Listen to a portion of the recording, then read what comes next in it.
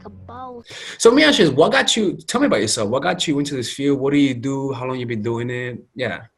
Oh, well, probably like everybody else who gets into this line of work, I do it because I had rocky romantic relationships, right? And so attachment itself is originally starts as the study of how we connect to loving, caretakers in childhood, and then we look at that as being kind of like a blueprint for how then we connect to loving figures in adulthood.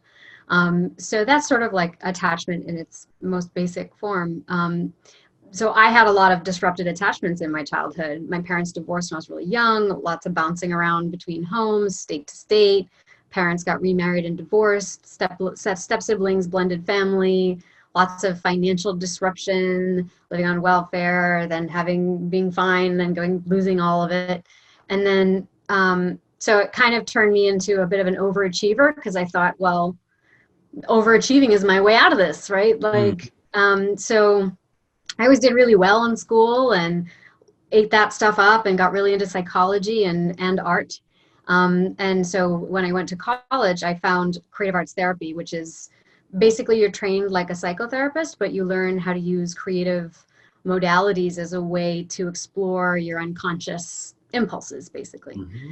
So I'm a licensed and board certified creative arts therapist, and that's what I've been doing for about 14 years now. And attachment was it's just part of the curriculum. You have to learn about it. But the older I got, like even after I left grad school, and it wasn't until like a decade later, after going through all my own personal ups and downs with relationships, that did it finally, click. And then I thought, this needs to be an extension of what I do because, I think that we experience things because on some level it is an aspect of our reason for being here, And if I Yeah, can, was it shocking when you realized all the connections your childhood had with your relationships? well, it's funny. I was digging through some old papers and I realized I wrote this whole like thesis in graduate school, like almost more than 14 years ago. And I read it again recently. And I was like, oh my God, like I understood it then and never applied it until like a decade later. Yeah, yeah, yeah. So, that was kind of like, oh, but I think I had a catalytic breakup like 4 years ago, and What's that and catalytic? meaning like bad, Oh, okay, like okay. really bad, messy breakup. And just, it's one of those things where it hurts so much that you sort of reach that point in your life where you're like, whatever, I am the common denominator here. And so whatever I keep encountering, that I must have something to do with it. And so it's sort of like I had to just reconfigure the way I even thought about how I was showing up in relationships. And so that's sort of like, you kind of hit a point where it's like, okay, I'm willing to surrender that I don't know everything, that maybe things aren't the way I think they are, and just kind of like finally being willing to open up to looking at things in a different way. And that was when I started, watching YouTube videos and reading a lot of self-help books, and what I did know of attachment started to click with things. And I ended up actually writing a book about grief. And Mm. Oh, yeah, that's interesting. I don't know too much about that. That's like one of those subjects I know nothing about. well, if you know about attachment, you know about grief. Do you? Okay, okay. I don't like to assume, I like to Yeah. look Well, at the I've stuff. seen some of your videos and what you were talking about, and some of the things that you're talking about, the way people are relating to each other. The way I would define that is they're struggling with grief, and like layers of grief over their lifetime, like little developmental experiences of loss. It's sort of like they have a term, it's called complicated grief. And so they say if grief is like mourning the loss of someone who, say, has died, or you got a divorce and they moved away or something, if it's just mourning the loss of someone, then complicated grief is mourning the loss of wanting and mourning the loss of something that you never had and never will. Complicated grief, could you define that? So it's kind of like, so like if we have these push-pull relationships, which I know you've been talking about on your channel, right? It's not the nicest. you know, but we have these push-pull relationships, and like you have these women, the way that I've heard you, who just keep going back for more. It's like they're almost like a glutton for punishment, right? Mm. And there's something about the punishing quality of the partner that keeps them coming back, like almost like masochistic, right? Like Yeah, they're, right. and the idea is that they're hoping to relive in order to revise some old wound from childhood. So they had a parent that they were never good enough for, or they had a parent who didn't acknowledge them or didn't love them in the ways that they needed to be loved. And so they understand love in that way. And if I can just get my partner to give me what my parent never gave me, then I can heal this wound, and then I will be okay. Then I'll be happy, right? Yeah, yeah. So that's kind of like literally hardwired into our pathways in our limbic brain and the synaptic part of our brain. And it actually lights up in the same parts of the brain as when a mother looks at pictures of her newborn infant, and when a drug addict looks at pictures of drug paraphernalia. Wow. So Why is it so hard to notice the link? Because it feels like it has nothing to do with the past. You know what I'm saying? Like in the moment, you just see it from the present moment. You don't, like unless you do some introspection, what do you think is so hard to notice the origin of those things? well, I think we're not really trained to do a lot of introspection, right? We're kind of trained from birth to give authority to the people around us. And for example, you're a kid and you're jumping around from the couch to the floor, from the coffee table to the chair, and you're tying a cape around your neck, and you're like, look, I'm Superman, look at me go. And so in that moment, as a child, you are experimenting with, what are my capacities? What you're allowing your imagination to create narratives for yourself, like you're testing reality, right? How true is this?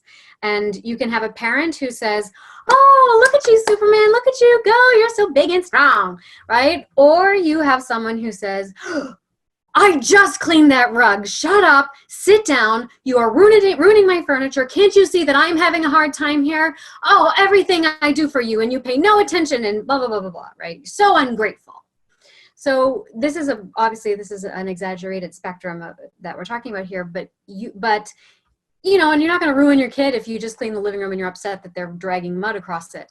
But if that's your response every single time that child is trying to be playful, or every single time that child is trying to express themselves creatively, or every single time that child is trying to test their own agency in the world, then they are going to think, from this high authority figure that is telling them what they are worth and what they are valued, they are going to think the furniture is more important than me. The whatever is going on out there is more important than whatever's going on in here. So I'm going to completely ignore, suppress, deny, not pay attention to whatever's going on in here, and I'm going to trust everything else and everyone else outside of me to tell me who and what I am and what it is that I need to value in this world, right? And so over time,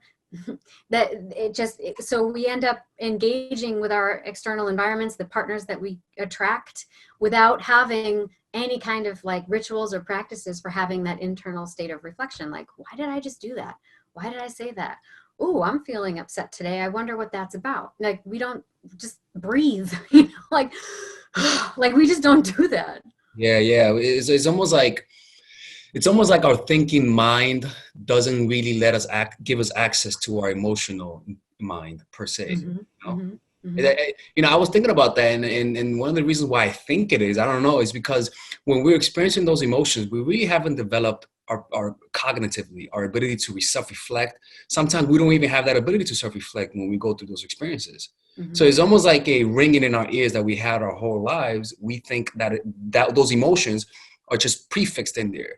We don't think that's something wrong with that, and that's something you could fix. It's kind of like, I love that metaphor you just used, the ringing in your ears. I just had it today. I just went to the eye doctor. So good because okay. Yeah, because it's like it's a trauma response. So like what I was just describing, the harsh reaction to something like, which we might consider a normal childhood experience, we would call like a developmental trauma. And if you can imagine a situation like that at school, teacher, shut up, sit down, sit in these uncomfortable chairs, don't talk, learn in exactly this way, but maybe not in the way that you learn best, and so we encounter that in every single facet of our lives. It's like an assault on the body, because the body is the first organizer of experience. If you can imagine your body, you know, taste, sound, touch, like your body when you are young is how you take in all the information around you, right? And if you can imagine, and then we have an emotional response to that information, and then that gets travels to the brain, and then the brain decides what kind of information it is, and then it sends it to your neocortex, which is your cognitive, like you said, like where we start to have higher thinking processes about things, or it gets stuck in the limbic part, which is the primal part, which is mood, food, sleep, also the part that's connected with attachment and with addiction and grief, and it gets stuck there. And if it's strong enough, because the body floods with something like cortisol, and all of that impacts the ability for that information to be integrated into like your higher cognition, which we might think of as also a way that we start to have consciousness around things, right? So it's like you just got assaulted by something and there's a ringing in your ears. And if you're always hearing that ringing in your ears, meaning like every stage of your development was met with these little kind of dismissive traumas from people you were encountering, that's what you believe your reality is. That's just the way it is. So it's like it now becomes a fan whirring in the background. It's just always there. You just assume that's how it is. And then one day someone turns the fan off and you're like, oh my God. Yeah. Like, Yeah, it could be like this. Something bad, or someone triggers the emotions you were trying to suppress all those years. Yeah. You realize you have no choice to either face it or go deeper into that abyss. Yeah. You know. All right, ladies. So finally, I have released my second course for women, which is natural chemistry. This course is a 5-week course. 5-week course where every week you're gonna get a new set of videos based on specific issues. This course is all about how to create and maintain the attraction in any man. This will help you create love. This will help you deepen the love with your man. This is not about manipulation. This is not about playing games. This is genuine natural chemistry. No more short-term partners, no more being fooled. Why? Because I will reveal to you not only how to create attraction in the first week, but also how to understand male nature, how to understand their tricks, how to prevent from being too attached, signs that he's the wrong guy, signs that he's a narcissist, signs that he's a mama's boy, signs that he's an emotionally available guy, emotionally unavailable guy. We go over everything. We go over this 3rd week, setting boundaries. We go over the 3rd week, controlling your emotions, right? Setting boundaries, 4th week. 5th week, embracing your masculine and the feminine, right? And on top of that, I have over 10 different bonuses. 10 different bonuses, my Lord have mercy, right? With a money back guarantee. The bonus are 1, the natural chemistry, over 10 hours of content, right? The breakup formula, how to deal with a breakup, right? The connecting with your man, right? Establishing a life of abundance, social mastery, understanding your dark side, the goal setting seminar, which is about how to set and achieve goals, practical mastery that will teach you how to master anything, the laws of human nature. I have a book club for the laws of human nature with over 4 hours of content, right?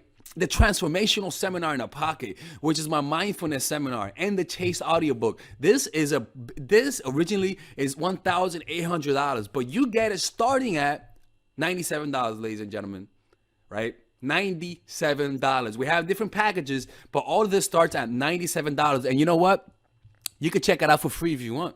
Yeah, for all the freeloaders, I have free videos just for you. Free videos, all right? So you could just check it out for free, and then you could get out. Nothing wrong with that, all right? So, and on top of that, it comes with a 30-day money-back guarantee. No questions asked. That's right. No questions asked. I don't mind. I just want you guys to check it out, because I know when you take one look, you're going to want to buy it. I can promise you. Just like my other course, the psychological game of attraction, it was a hit. You're gonna love this one. This one is not about manipulation. This is genuine natural chemistry. Order it now. All right. I'll see you guys inside. Peace out.